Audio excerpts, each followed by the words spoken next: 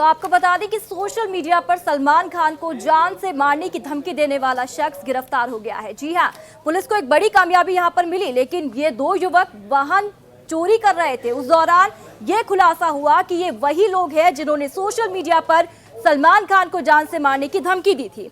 जी हां, हैरानी की बात यह है कि ये दो युवक वाहन चोरी करते पकड़े गए और जब पुलिस ने युवक से पूछताछ की तो एक युवक सलमान खान को धमकी देने वाला निकला। फिलहाल पुलिस आरोपी से पूछताछ कर रही है।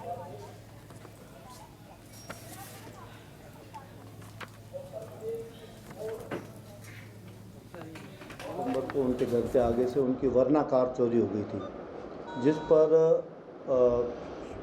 सीनियर अधिकारियों के सुपरविज़न में हम लोग एक विशेष टीम बना के वाहन चोरों की तलाश कर रहे थे। इसी दौरान हमारे को विश्वसनीय मुखबिरों से ये सूचना प्राप्त हुई कि ये कार जो मुकदमे में मतलूब है, ये जैकी विश्नोई और कालूराम उर्फ जगदीश के द्वारा चोरी की गई है। और चलिए आपको सीधा लिए चलते हैं बिरला ऑडिटोरियम, जहां पर मंत्री बीडी कल्ला बोल रहे हैं। युक्ति का विहार करो। आहार यदि आपकी कैपेसिटी 4 चपाती खाने की है और यदि आपने 10-20 फुलके खा लिए तो नुकसान होगा या नहीं होगा? युक्ति का विहार, आप 4 किलोमीटर चल सकते हो और 40 किलोमीटर चल जाएंगे तो फाले हो जाएंगे पैरों में। युक्ति की चेष्टा, आप 25 किलो 50 किलो वजन उठा सकते हैं, 100 किलो उठा लिया तो चिड़क बढ़ जाएगी। युक्ति की चेष्टा, युक्ति का कर्म। कर्म करो तो युक्ति का करो, कैपेसिटी से ज्यादा नहीं कर सकते आप। और युक्ति का स्वप्न लो। अभी यहां कोई बैठा हुआ व्यक्ति ये चाहे कि मैं ट्रंप का स्थान ले लूं तो कोई ले सकता है क्या? स्वप्न भी युक्ति का लेना चाहिए, और युक्ति से जो नहीं चलता है उस योगी को दुखी होता है। महात्मा गांधी जी का कोई सिद्धांत ले लो, ट्रस्टीशिप का सिद्धांत यदि अपन कोई बात करना चाहें, ट्रस्टीशिप के बाद वो कहते हैं धन आप जितना भी कमाते हो वो इस प्रकार से खर्च करो कि अपने उपभोग के अलावा जो भी आपके पैसा बचता है उसको परोपकार के कार्यों में खर्च करो। वो कहते थे कि सज्जन व्यक्ति अपनी विद्या दूसरों को सिखाने के काम में लेते हैं। सज्जन व्यक्ति अपनी शक्ति पीड़ित मानव की रक्षा के लिए करते हैं। सज्जन व्यक्ति अपनी धन की शक्ति को परोपकार में खर्च करते हैं। और इसके विपरीत जो दुर्धन व्यक्ति होते हैं वो विद्या को कुतर्क के रूप में, अपने धन को अहंकार, अभिमान और दंभ के रूप में लेते हैं और अपनी शक्ति को दूसरों को परेशान करने के लिए लेते हैं। बापू के एक एक विचार बहुत स्पष्ट और बहुत ही समसामयिक हैं। बापू हमेशा ये कहते थे सामाजिक समरसता लाओ।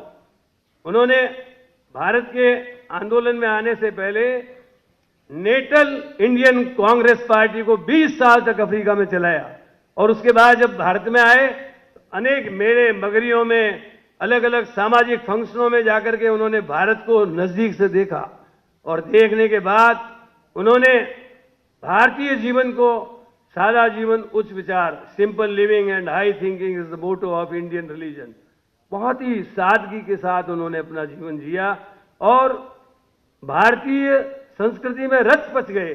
और उन्होंने जिस तरीके से देश के लोगों का दिल जीता और देश के लोगों में जाकर काम किया, जगह जगह पद यात्राएं, जगह जगह उन्होंने गांवों में संपर्क, और अभी जैसे विश्वेंद्र सिंह जी कह रहे थे, वास्तव में दुनिया का कोई भी व्यक्ति उतना नहीं पैदल घूमा होगा जितना महात्मा गांधी जी पैदल घूमे। और उन्होंने दांडी यात्रा के लिए, क्विट इंडिया मूवमेंट के लिए, अथवा भारत के कोने कोने में जाकर उन्होंने तीरी गुलामी से हमको मुक्ति दिलाई। एक तरफ अंग्रेज, एक तरफ जागीरदार जमींदार और एक तरफ राजे महाराजे, इन तीनों से मुकाबला करके बापू ने हमको आजादी दिलाई।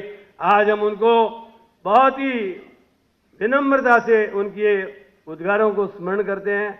और आज के अवसर पर मैं खास तौर से कहना चाहता हूं, हमारे देश में लोग गांधी जी की बात करते हैं लेकिन उनकी कथनी और करनी में बड़ा अंतर है। वो बापू को यदि वास्तव में अपनाना है तो उनको सामाजिक समरसता का जो ताना बाना बापू ने दिया था उसको अपनाना होगा। बापू ने सर्वधर्म संभाव की बात की थी।